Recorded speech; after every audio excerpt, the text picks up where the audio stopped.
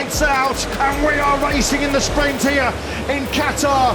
Marini's made the absolute dream start from pole position. He blasts away from the chasing pack. Martin gets on the inside of Bagnaia. Oh, they touch, the two tighter rivals, elbow to elbow going into that tight first corner. Bagnaia tried to tough it out. Martin was aggressive on his inside, and Martin up into P3. Battle joined straight away between the title contenders. How much does Jorge Martin want this World Championship? Well, that was aggressive, wasn't it? Bumping and barging Martin. Oh, he goes wide. He's really, really wide. And Bagnaia will sweep on through, and so does Marc Marquez side by side on the Repsol Honda. Here comes Martin. He's coming from a long one-way back, and they are going to have a proper rub there. That's a proper nudge. Bagnaia gets hung out to dry, pushed out to the marbles, dirty part of the circuit. Martin, that's the second time in, 2 laps of this sprint where he's had proper contact with Bagnaia. Bagnaia here was on the outside of Jorge Martin, and this was the contact as right shoulder met left hand there of Jorge Martin, and that wasn't the last time we'd see our two title contenders battling it out in the early stages of the sprint. Yeah, that was more like a rugby scrum, wasn't it? This was the move that came later on. This was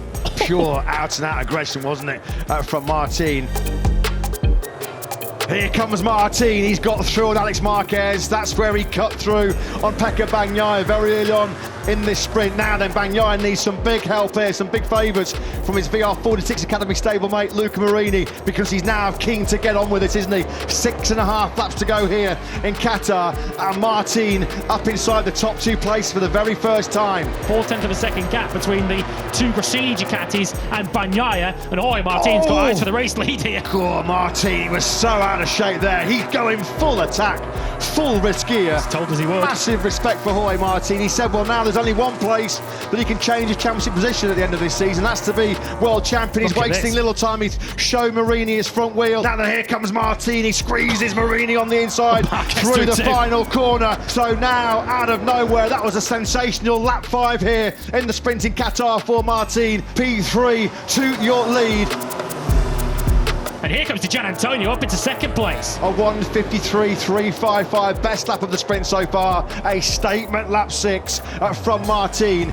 Gian Antonio is trying to respond. He did a personal best lap of a 1:53.435, but the gap out of nowhere becomes half a second between Martin and Gian Antonio. Keep an eye on Gian Antonio. He's getting closer to Martin on this 7th lap of 11. Yeah, Pecco Bagnaia is just trying to sign up for the Fabio Gian Antonio fan club here right now, because he desperately needs Digia to find his way through to the front of this sprint. Gian Antonio now down to a 53.37. That was exactly 2/10 faster than Martin ahead of him. Jorge Martin is going to make it 8 Tissot sprints, wins in 2023, and this, without any question, is one of the most important, one of the biggest victories of his Grand Prix career. He takes it by nearly 4/10 of a second, ahead of the brilliant Fabio Gian Antonio. Bagnaia limps over the line in 5th place. He'll be disappointed with that, having started 4th. The MotoGP World Championship in 2023 will be decided. It will be a winner-takes-all showdown next weekend at the Ricardo Tormo circuit in Valencia. The mass mean, Pecco Bagnaia can no longer successfully defend the championship here tomorrow night in Qatar. Who will be our MotoGP World Champion in 2023? Well, we'll find out next time out in Valencia. A Saturday night stunner from Jorge Martin.